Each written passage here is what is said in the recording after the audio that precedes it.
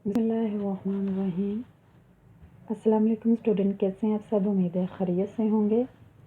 आज हमारा मुताला पाकिस्तान का बाब नंबर 1 है और जो आज का हमारा टॉपिक है वो पेज नंबर 9-10 पर है और बरसगीर के मुसलमानों की मजहबी सकाफती समाजी और माशी में हरूमी के हवाले से दो कौमी नज़रिए की इब्तिदा और इरतिका की वजाहत। ठीक है, ये आज का हमारा टॉपिक है। अब सबसे पहले दो कौमी नज़रिए की इब्तिदा और इरतिका की वजाहत, तो ये भी पेज नंबर 10 पर आपका टॉपिक लिखा हुआ है। और दो कौमी नज़रिए से मुराद क्या है?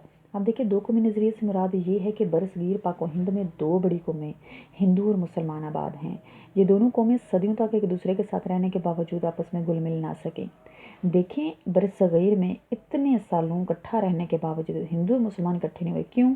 मुसलमानों का अकीदा क्या है? इस्लाम। हिंदुओं का क्या है मज़हब? ठीक है, बुद्धिज़्म, हिंदुइज़्म। तो यहाँ पे देखें, बात हो रही है दो कौमी नज़रिए की। तो हमारा दो कौमी नज़रिए की बुनियाद मुसलमानों का अलहदा शख़्स था, मुझसे पाकिस्तान दो कौमी नज़रिए की बुनियाद पर ही कायम हुआ था।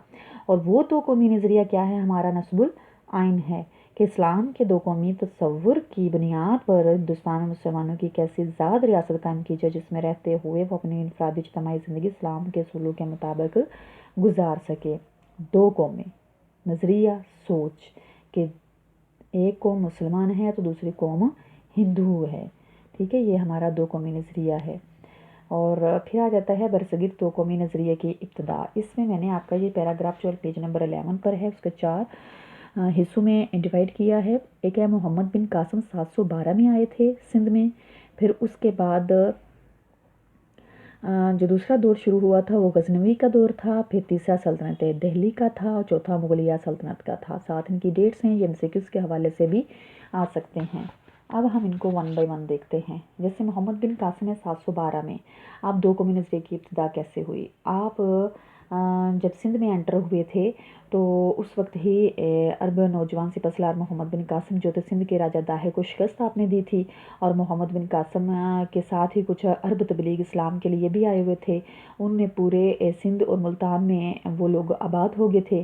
और मोहम्मद बिन कासिम के हुस्न सलूक, रवादारी, इंसाफ से मुकामी लोग, वहाँ के रहने वाले जो लोग थे वो इस कदर मुतासर हुए। और तो वो उसे उतार और देवता, ये हिंदू ज़बान में हम जैसे हमारे मज़हब में हम अपने खुदा को मानते हैं, इस तरह वो लोग उतार और देवता उसे समझने लगे।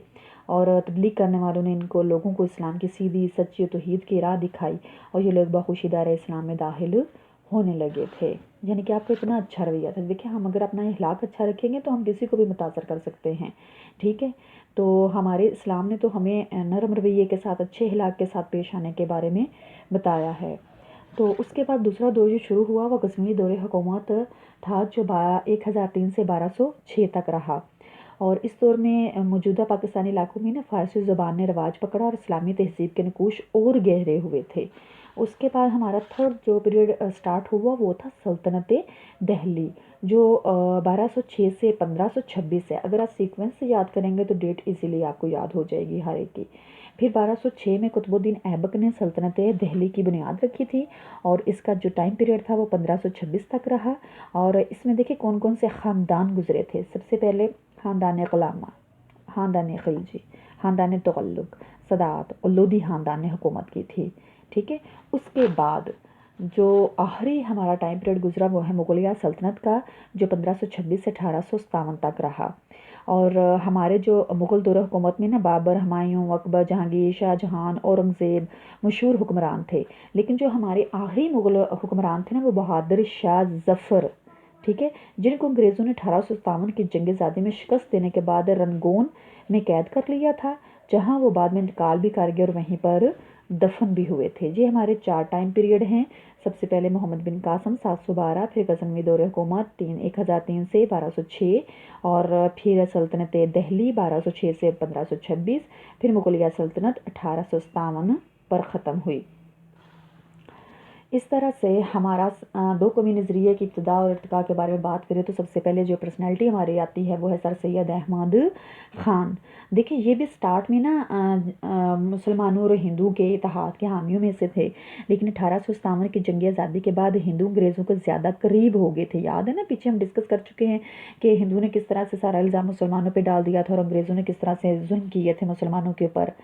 तो फिर सर सैयद अहमद खान 1857 में बनारस में जो उर्दू और हिंदी तनाज़ा यानी कि लड़ाई झगड़ा शुरू हो गया था, हिंदू कहते हिंदी ज़बान होनी चाहिए और मुसलमान उर्दू ज़बान की तरफ कह रहे थे। तो आपने इन वाक़यात को देखने के बाद कहा कि मुसलमान और हिंदू अलग अलग कौमें हैं। इसके बाद उन्होंने मुसलमानों की तालीमी और सियासी मैदान में तरक्की के लिए जद्दोजहद का आगाज़ भी कर दिया। इस सिलसिले में आपकी तालीमी जो खिदमात हैं उनमें MAO हाई स्कूल और कॉलेज का क़याम है।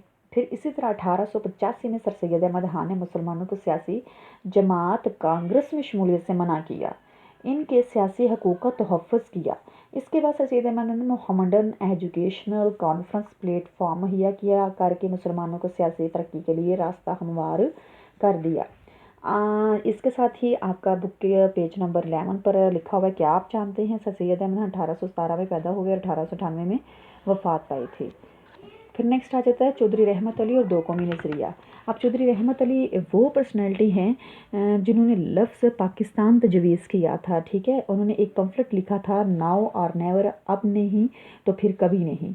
उसमें उन्होंने कहा चौधरी रहमत अली के बरसीम में कई कौमें आबाद हैं, इनमें दो बड़ी कौमें हिंदू और मुसलमान हैं जो सदियों एक दूसरे के साथ रहने के बावजूद भी आपस में घुल मिल नहीं सके। उनके बुनियादी असूल और रहन सहन के तरीके एक दूसरे से इस कदर मुख्तलिफ हैं कि सैकड़ों बरस की हमसायगी और एक हुकूमत के ज़ेर साया रहने के बावजूद उनमें मुश्तरका कौमियत का तस्वर पैदा ना हो सका।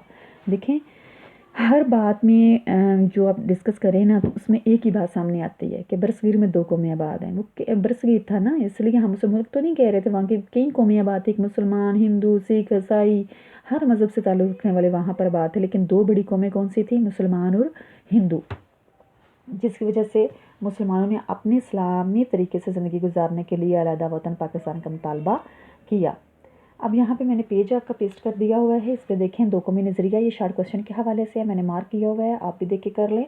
MCQs के हवाले से नस्बुलैन को मैंने मार्क किया हुआ है। और उसके बाद सर सैयद अहमद खान बरसगीर में दो कौमी नज़रिया है। तो मोहम्मद बिन कासिम के ऊपर मैंने 1 लिखा हुआ है, गज़नी दौरे हुकूमत पे 2, और सल्तनत दिल्ली 3 और मुगलिया सल्तनत 4। जो मैंने आपको स्लाइड बना के दी है उसके अकॉर्डिंग आप डेट्स याद कर लीजिएगा। फिर सर सैयद अहमद खान है, इसमें मैंने अंडरलाइन किया हुआ है 1867 को, और उसके बाद नीचे जितनी भी डेट्स और उनका तलीमी कारनामे उनको करना है। क्या आप जानते हैं वाला कॉलम जो है वो भी आप इसके साथ याद करेंगे। नेक्स्ट पेज पे चौधरी रहमत अली दो कौमी नज़रिया है, तो इसमें से आपने 1931, 1933 ये MCQs के हवाले से करना है। क्या आप जानते हैं, ठीक है। इसमें चौधरी रहमत अली 1897 में पैदा हुए, आपने Islamia college Lahore, Cambridge university बरतानिया से तालीम हासिल की। ये भी शॉर्ट क्वेश्चन के हवाले से पूछा जा सकता है। आज की जो हमारी डायरी है वो है दो कौमी नज़रिए से क्या मुराद है। 712 में किसने सिंध को फतह किया। गजनी दौरे हुकूमत कब से कब तक रहा। आखिरी मुगल बादशाह का नाम बताएं। सर सैयद अहमद खान और दो कौमी नज़रिए की वजाहत करें। चौधरी रहमत अली ने अब या फिर कभी नहीं का ताबचा कब जारी किया। ये आज की आपकी डायरी है। इसे शॉर्ट MCQs और लॉन्ग क्वेश्चन के हवाले से बहुत अच्छी तरह से प्रिपेयर कीजिएगा। अल्लाह हाफिज़।